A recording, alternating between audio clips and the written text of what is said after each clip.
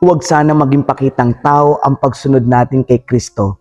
Sa halip, sana ito ay tunay at totoo.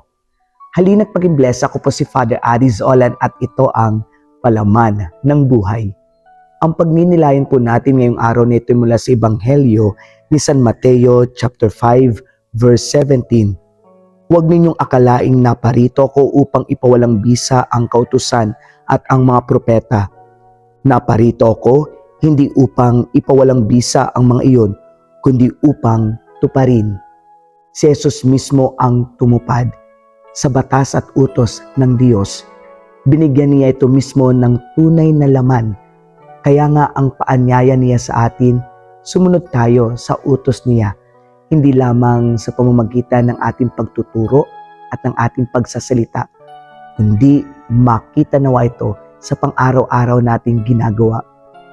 Hindi nga tayo pumapatay ng ating kapwa literal, pero kung makapagsalita naman tayo sa ating kapwa at makapagkomento tayo basta-basta, ay para na rin tayong pumapatay.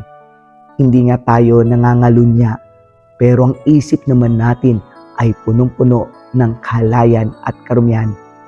Nawa kung ano ang nakikita sa labas, yun din sana ang laman ng ating loob. Kung maganda at mabuti ang panlabas, dapat maganda at mabuti din ang ating panloob.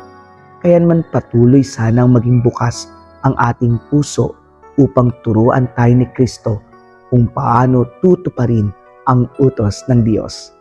God bless you po and keep safe.